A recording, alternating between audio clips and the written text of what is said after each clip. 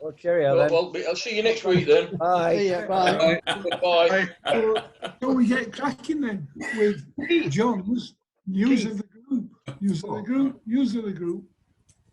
Yeah, not a lot except the main one. That was Stuart's funeral last Tuesday, which was a very moving occasion, as those of us on screen I can see who attended appreciated. It was good that we were able to listen to the service via the streaming service that the funeral company provided. Extremely moving, and we had a collection and got £100 towards the haematology department, as Stuart and Sue, his wife, wanted us to do. So it was. Now we're going to say it was a good day, and of course it's not a good day. It was a funeral, but it was as good as could be expected for a funeral, and it was a moving occasion. Fitting So day. thank you to everybody. And no more news. People are getting difficult to contact, or they're avoiding me when I phone, and I don't blame them for that. Yeah. Do you sing every time you phone them? I don't. See, that'd probably attract him, Keith, wouldn't it? Obviously. No, it wasn't. Yes, Well, Dave. or if I did video calls in my dame's outfit. Yeah. Hey, that. Well. Yes, Dave, the fish. Oh, just saying, we're not seen Dave Vetford on screen for a while. Is he okay? He is. He's having a conservatory roof fitted, Oh, okay. and they seem to turn up every Tuesday morning. So it's, I'm just so hoping he was all right. Yeah. no, he's okay. Yeah. Good. Good. And his missus is all. Everybody's all right. Even is all right. So how much are you charging for absence fees? Because that's a few weeks now. Oh, it is now. He's up to about £20 already. Right. £5 at a time it is, if you miss. So, anyway, we'll, if that's it. How was Cyril and Anita, John? Just fed up, like the rest of us. But Cyril, as we've said before, we need to get round to see him as soon as we're able to. He's like so many in his condition, he's extremely badly affected by this. Ed's the same as well. They don't see many people anyway, and he's on a bit of a downer, is Cyril. And Anita has got issues of her own, which I'll not go into here. So she's quite anxious as well. Yeah. And one of the horrible side effects of this pandemic, there are people who really need to be seen. It's for health and safety reasons, it's difficult to see them. Mm. Well, they're reviewing the tiers next week, aren't they? Yes. Yep. Next Wednesday. So hopefully we might drop down a tier. Well, And then we can nip round and frighten them. Hello! We're here! Dear Boris, dear Boris, can we go back to tier 3? We're getting harassed. Lol. Well, I thought you said something. Yeah, if United lose again, there might be a few more tiers. I don't know about going down one. Yeah, I think Wednesday are very similar. Oh, ye of little faith. Yeah. You're doing a formation relegation dance, are you? We are, yeah. Look, there are at least 3 teams at bottom of that division that are worse than you are, but not at the moment. But they will be come the end of the season. I think that's right. I think that's right, John. I've watched a couple of United games and they've been unlucky. Yeah. They weren't unlucky on the weekend. They weren't unlucky. They weren't unlucky. No. But if you get to the stage where you've played 11 and got 1 point, you'd think you're doomed. But there are 3 clubs, 4 probably, who are easily catchable if you just get it together. Yeah. True. Right. Enough of the doom and gloom. We'll move on. We'll move on to some more doom and gloom with Lol's News of the Week. News of the Week. News of the Week. News of the Week. Lol's News of the Week. News of the Week. It's not news for the fortnight then. Well, I know how much you missed me last week because the cheers were heard as far away as Doncaster when Keith said I wasn't going to be doing it. Oxford. So, Oxford. Oxford. Right, I'll start with an item that I brought up last time, and that was about darts, when we argument about whether it was classed as a sport or not. And that tournament I was talking about, there was a big shock in that tournament when a former Portuguese kitchen fitter won the Grand Slam of darts to claim the first prize of £125,000. Jose de Souza had never gone beyond the third round of a major tournament before, but he beat tournament favourite James Wade 16-12 in the final in Coventry. And he sealed the victory with a 158 checkout, which was the highest of the tournament for him, before bursting into tears. No. Tier No. 3. Yes. He sealed the victory by putting the dartboard in a corner cupboard. He did a fitment. Too slow. Yes, Paul Biscuit. Well done, Jenny. I'm glad somebody's using a brave cell. Yeah, No. stop interrupting her. She's ironing. Well, not baking then. Lol's No, just not yet. mentioned. She's ironing the about- cake. Sorry, Paul. Sorry, Paul. Paul, No, Oh, Lol okay. just mentioned about what's a sport and what's not a sport. And I don't know if anybody's seen, but it's been announced this morning that breakdancing is going to be in the 2024 Olympics. You're joking. You're joking. Oh my God. That demeans. Well, That as a demeans the game. demonstration, Paul. No, Yeah, it's been yeah, approved. squash It was a isn't. demonstration at the Rio Games. They're brilliantly athletic, but it's not a sport. I was just going to say that, John. Yeah. Watching Strictly, some Oh, of these people shed stones as they get fitter and fitter and fitter. And that young Marine who was eliminated last weekend saying it's the fittest he's ever been since his injury 8 years ago. Yeah. Yeah. So Amazing. he said for it. big Paul. Yeah. Breakdancing is going to be Olympic sport, yet squash isn't. Exactly. Yeah. Yeah. Yeah, but It's mindless. what's athletic by using a steamroller, for goodness sake? Come on. Don't know. Unless you're I pushing mean, it. we were watching I'll not say we, Sue was watching a programme on Strictly about previous years, and the difference between now and the early years is Phenomenal. unbelievable. Yeah. They were dancing in earlier years. This now it's getting to be like a gymnastics event. Yeah. Yeah. That couple's choice, that the guy who can't use vowels in his name, Christine. Harvey. We're discussing Strictly Come Dancing. Yes. Harvey, he was, that was pure athleticism, ballet, you know, gone thermonuclear. It was absolutely fantastic. well, don't tell Olympics then. They'll have Strictly in that soon. Oh, well, I'm up for that. Yeah. I'm up for that. Yeah. No. Didn't they have it once? Haven't they had ballroom dancing once? Yes, they have. I think they have. Yeah. Yeah, you got a bronze for just sewing your sequins on. They seem to be totally out of touch with sports fans, don't they? Well, the breakdancing idea is because they want to be in touch with the youth culture and urban culture. That is what it's aimed at. So Yeah, they're but using How Xbox. many youths nowadays do breakdancing? Can you get a goal for doing this? Yeah. You can get locked up if you do it in the wrong place. Oh yes, yes.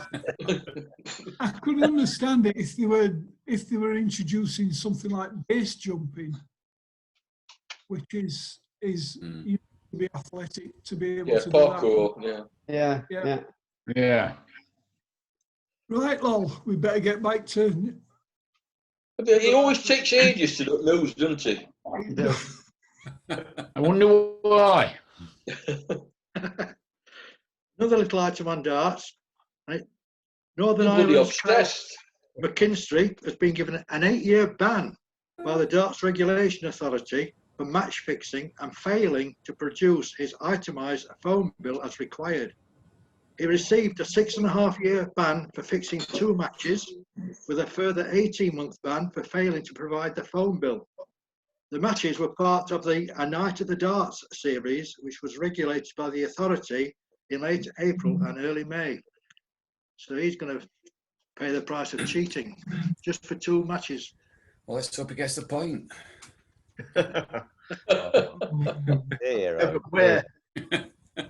Really stuck it to him, haven't they? Yeah, you're on a yellow, Brian. Yeah. He might take flight. Oh. Cricket. What a load of bull. Yes. Go for the treble then. Come on. Here's what you could have won. Am I doubling up on the news? Carry on, Lol. You're not even singling up at the moment. Is anybody interested in the news? Come on, Lol. Little bit on horse racing again. Now, jockey Holly Doyle has been named the Sunday Times Sportswoman of the Year. Over the season, she rode 120 winners and became the first woman to ride 5 winners on the same card at Windsor. She also claimed her first Royal Ascot victory. Yep. So good for her. Now, cycling. Now, Dutch cyclist Fabio Jacobsen is back on his bike after suffering serious injuries in a crash in August Tour of Poland. The 24-year-old was put in an induced coma and spent a week in intensive care after he was thrown through a barrier and into spectators following a tangle with another rider. But he can't wait to get back. That's what I need when I'm watching Wednesday on EFL channel. Yeah. And he's The other rider was banned for several months. Yeah. Because I it was suppose intentional. his recovery was dependent on what drugs they put him on. In it. It's on cricket. David Milan made a magnificent 99 not out as England completed a 3-0 series victory over South Africa in Cape Town to go top of the World 2020 rankings. Now, chasing 192 to win after South Africa made 191 for 3, Milan and Josh Butler added an unbroken stand of 167 to power England home to win by 9 wickets with 14 days to spare. 14 balls to spare. Sorry. 14 That's a long game. Never read this. You'd never sell that to the Olympics. A 15-day cricket match. No. Did you see that match, Lol? I saw the highlights, yeah. The South Africans were struggling in their innings and then put a spurt on towards the end to get That's correct, yeah. 91. It was quite remarkable. Yeah. And Yeah. I just wondered how easy it would be for England, and the rest, as they say, is history. It showed quite They easy. were It really was. struggling early on. The 3-match ODI series has finally been cancelled yesterday due to the COVID. Obviously, it was cancelled Friday, wasn't it? Then Sunday, and then you realised they could not carry on with it, and it's been abandoned altogether. Yeah. Now, a little bit on Sports Personality of the Year award.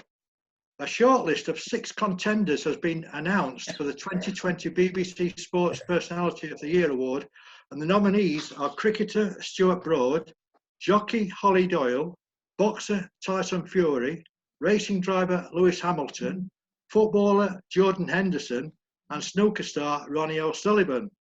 Now, the public can vote during the Sports Personality programme on BBC One on the Sunday 20th of December for their favourite contender.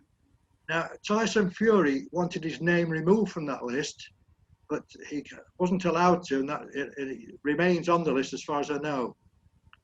But I don't know how Jordan Henderson got on that list at all. I do. Yeah. Why did Fury Broad. why did Fury want his name removing? He didn't say Because that. wasn't there a He protest said he last year didn't about when it was didn't included? need a public vote to say how popular he was, arrogant sod. Right. But last year, didn't they remove him from the list after protests? Something like that. There are people who are trying to About get some him remarks removed from he'd that list made. anyway. Yeah, Yeah. yeah. He's linked with organised crime. Yeah. How unusual for Yeah. boxing. He's also arrogant, saying he doesn't need to prove how popular he is. He doesn't need a vote.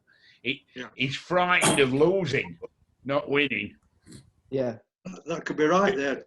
Yeah. He knows where you live, Ron. Is you watching this program? Yeah. If his name were Tyson Trump, he'd never lose. No. Well, and they'd do a recount if he did. So, Lal, who was the first one on that list? It was Stuart Broad, cricketer. Yeah. Stuart Broad. But who said Jordan Henderson? Why should he be on the list? Just because he was captain of the Liverpool team?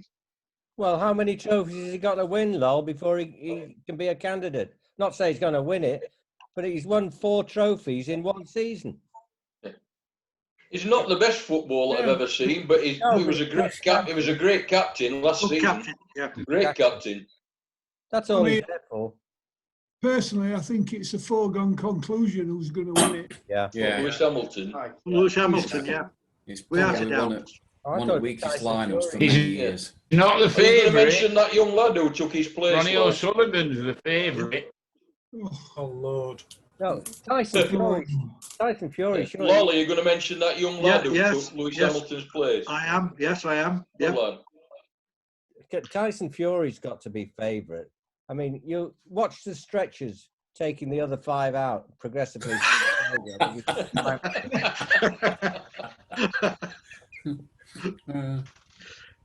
In the same programme, footballer Marcus Rashford was being honoured for his work to raise awareness of child poverty, was being presented with a special award for his efforts in highlighting the problem.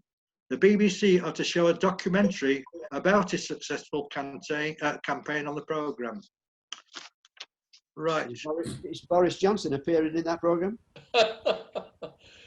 He was, but he changed his mind. Yeah. No, Matt Hancock's coming in instead. All right. No, I think Boris. Sir Matt, please. I think Boris is wearing a line shirt. He's a bit more deserving than 1 or 2. But not much. A Right. lot. We're going to Ian's sport now, rugby union. Now, tributes have been paid to former France Rugby Union international Christophe Dominici, who has died at the age of 48. Dominici was best known for helping France knock out New Zealand in the 1999 Rugby World Cup. A witness saw him climb the roof of a disused building at St. Cloud Park near Paris a fortnight ago before falling to his death, apparently committing suicide. Did you know about that, Ian? Yeah, regrettably. They paid their respects to him at the beginning of the grand final. Moment silence. It's so sad. He had been labelled the James Dean of rugby. Well, I don't know about that, but still, it's so just shows you what mental pressures some of these sportsmen get under. Yeah. When they're retired. Yeah. Yeah. At 48. Is that why you're never retiring, Paul? Yeah. Owen Farrell, he finally found his kicking boots to land a sudden death penalty to beat a weakened French team to win the Autumn Nations Cup at Twickenham. Losing, going into the last minute, a try from Luke Cowan-Dickey took the contest to sudden death. In extra time, Farrell missed a straightforward penalty which hit the post before scoring with another penalty kick from a tricky angle to clinch the title with a 22-19 win. Quite a good game, that, wasn't it? Yeah, they reckon he got a bang on his head that should knocked his radar out a bit. I'm not joking. They reckon he was suffering through the game. That's why he was not kicking as well. The French did brilliantly considering the side they had to put out. Yeah, quite right, Ron. Quite right. Second and third string people, wasn't it? They've got Sean Edwards coaching them now. Now we're going to rugby league. we can. Up and under. He's a big lad. Aye. Oh, look. Is your nurse due to call, Ian? Now this item's going to give Paul the Biscuit some ideas. I know, The I know. rugby league legend Kevin Sinfield smashed his fundraising target on day one of his 7 marathons in 7 days quest in support of former teammate and good friend Rob Burrow and the Motor Neurone Disease Association. The ex-Leeds Rhinos and England captain said he was overwhelmed to have surpassed his £77,777 target during his first marathon, which he completed in a good time of 3 hours 40 minutes. He's finished all the 7 marathons yesterday, and he's raised up to now over £1.8 million. So, fantastic. Amazing. What are your times, Dave, Paul, when you do your marathons? Depends what day it is. What's Are your you best? going downhill? Best one. Well, I didn't start running till I was in my 50s. That's what I asked. 3:46 is my best. Well, that's good. Very good. Wow. Yeah. I'd be happy to do that when I go to the shops. Yeah. Some people do anything for new hips. In the car. In the car, yes, that's right. Yeah. Did you see that the reason it was all the 7s was because Rob Burrows wore the number 7? Yeah. The guy. And he ran with a number 7. He ran with a number 7 on his back. That's right. Well, the guy who was running with him started struggling on the 4th race. He says, couldn't Rob Burrow have worn number 4 on his back? Well, there's one chap doing it each day Yeah, but- who couldn't run, and he was setting off about 4 o'clock in the morning, and it was taking him about 5 hours to do the course. Right. One of the team. There's been other things going on. A Castleford player's been doing something on the bike. 7, I don't know how far, but on a bike. Yeah, I saw that yesterday. But have you seen that, Rob Burrows? He's always smiling. He can't speak anymore. He can't stand, but he's always smiling. Yeah. Amazing. So is Doddy Weir. It's the strength of Yeah. character. Yeah, It's the He was exactly. telling everybody Yes. this morning. it's the worst possible thing that you can get. It's terrible. A relative of ours or of Sue's passed away with it, and it was terrible. Low fuse. I wonder if the nomination of Stuart Broad is anything to do with his fundraising, or is it just on the field because he is totally committed to the Motor Neurone Is he? camp. Yes, his stepmother died of it, and he and his father are leading members of Motor Neurone fundraising. So I don't know. I'm just joining in the conversation. And Break a couple of I world wonder if it's records. in recognition of that as well. Yeah. I don't know. Right. Right, nip on to Formula One. Yeah.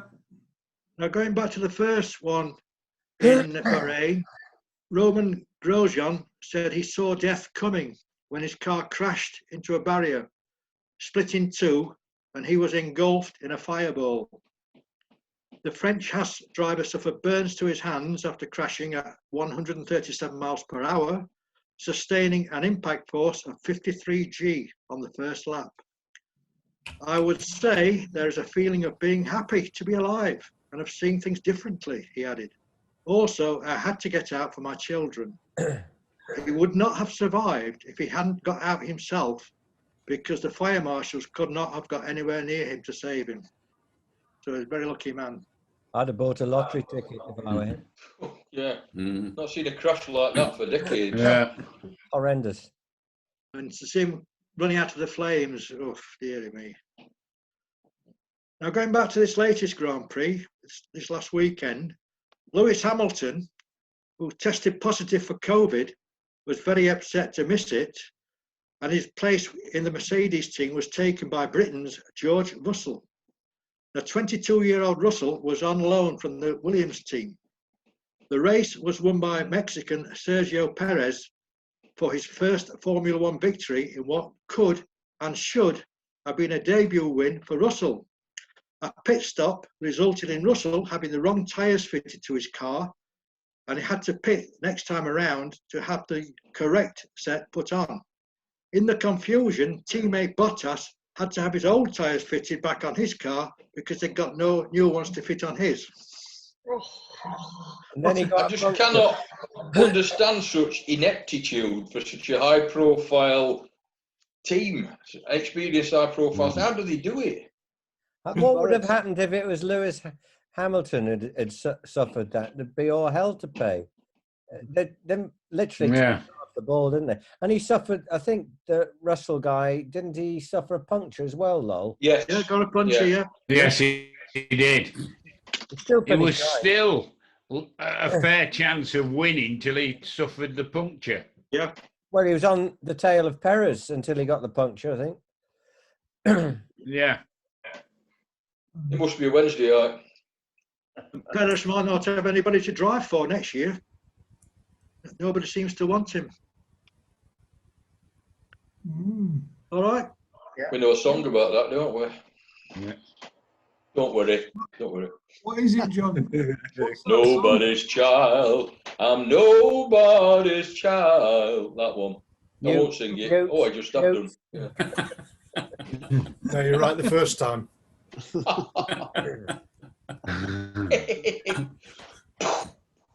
A little bit on golf. The death was announced at the weekend of Peter Alliss at the age of 89. He was an English golfer, television presenter, commentator, author, and golf course designer. Following the death of Henry Longhurst in 1978, he was regarded by many as the voice of golf. In 2012, he was inducted into the World of Golf Hall of Fame in the Lifetime Achievement category. Now, does anybody know where he was born? Down. Berlin. Berlin. Great. Berlin. Yes, that's right. 28th of February 1931. So he used to golf what John Arlott was to cricket, if you like, wasn't he, commentating? The man is such a relaxed persona, and yet he failed at golf, if that's the right term, because he developed the yips. You know, for somebody who's genuinely relaxed, to have the yips on the putting green is an oxymoron, I think. Yeah. There you go. Then did do something like 8 put on one tournament and then jacked it in. Something like that. Yeah, yeah. If Colin wanted to speak. No. Apparently, the registration on his car was 4 put. Yeah. Well, I just want to say about your yips, it's unbelievable how bad it is. I had it, well, I still got it. I don't play much these days, but it just grows on you. There's no you can do about it. I remember one hole I was putting uphill from 2 foot for a birdie on a par 5, and I come off with an 8, and the ball went past the hole every time. Yeah. It's just impossible. Nightmare. You can't even. And the only way you can, So I got a long-handled putter, and as long as you keep your hands apart, it's fine. But if you've got to keep your hands, locked together, I don't. They say it's mental, but I don't know whether it is or not. But it's unbelievable. You just cannot control it. I don't know where it comes from. It was Alice who coined the phrase, "It's not the 400 yards in front of you; it's the 6 inches between your ears." Yeah. Yeah. Right. Right. A little bit on athletics. Now in Valencia, Kenya's Kibiwott Kandi has set a new world record for the half marathon in a race where the top 4 finishers all beat the previous record. Kandi took 29 seconds off the record set by compatriot Jeffrey Kamworor in Copenhagen last year to complete the 13.1 miles in 57 minutes 32 seconds, and the 24-year-old won by 5 seconds from Uganda's Jacob Kiplimo. What footwear was he wearing? Yeah. That's exactly the point, John. Adidas have now come out with a variation on the Nike one, and all 4 runners were wearing them. Amazing. Yeah, It must give them some extra all 4 bounce. runners beat the previous record. It can't be right, this, but it's too late to stop it now. Yeah. It's like when they had the all-in-one suits for swimming. Yeah.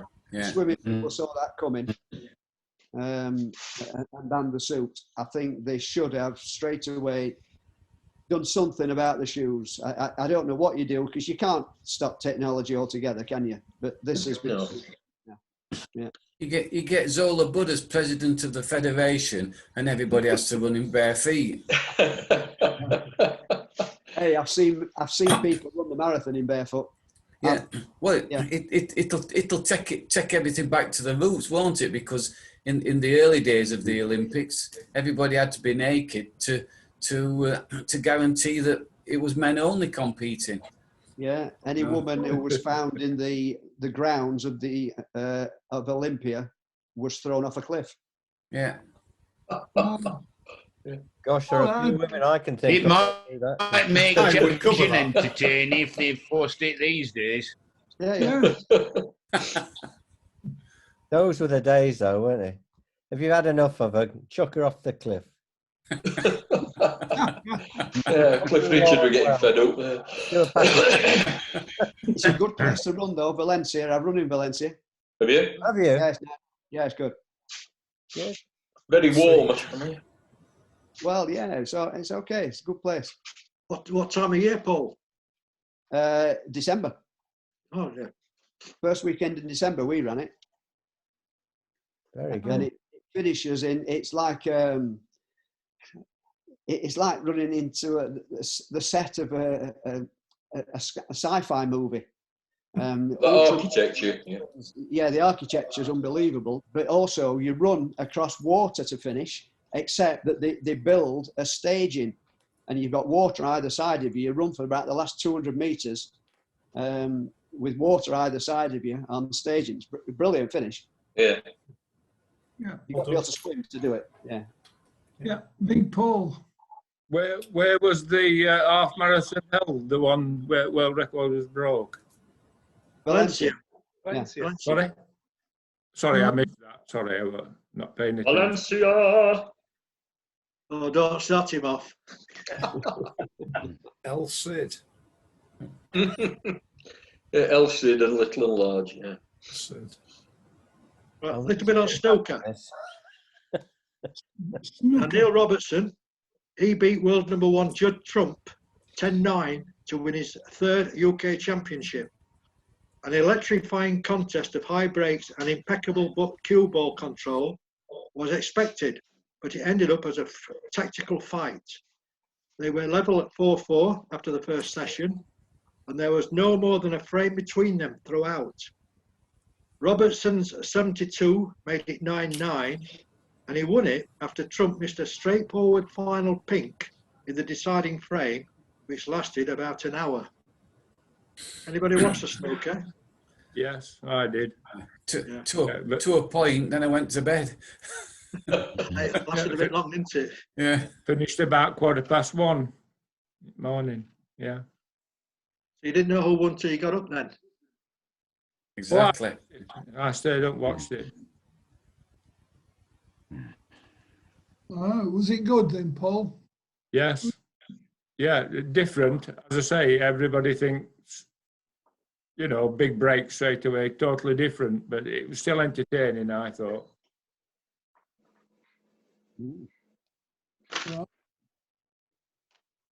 Fine, on to football. They've got a couple of minutes left, so do you want me to start, or do you want somebody to give a... No, get it over with and finish. Yeah, just get it done. Not you, Lol, the football. I've got quite a few items on this. Oh dear. Now, I'll come to the first one, and this is serious. The death was announced last week of former Senegalese footballer Papa Bouba Diop at the age of 42. He played for numerous clubs in his career, which included Fulham and Portsmouth in the Premier League, West Ham and Birmingham in the Championship. He also played 63 games for Senegal. And does anybody know what his nickname was? No. His nickname was the Wardrobe because of his height of 6 feet 5 inches. And do you know what his cause of death was? Ironically, motor neurone disease, which is what we've been talking about this morning. Yeah. So it's a lot more common, I think, than what you realise. Yeah. It's true. It's true. It is. Now, Nice have sacked ex-France and Arsenal midfielder Patrick Vieira as their manager after 2.5 years in charge. The French club have lost 5 games in a row, including a 3-2 defeat by Bayer Leverkusen, which knocked them out of the Europa League. And they're now 11th in Liga 1. He was New York City boss before joining Nice. Yeah. Lol. Yep. Lol. Yes. I'm going to stop you there. So this is the end of the first one. We'll see you in 5 minutes. Okay. Okay. Okay. Thank you all.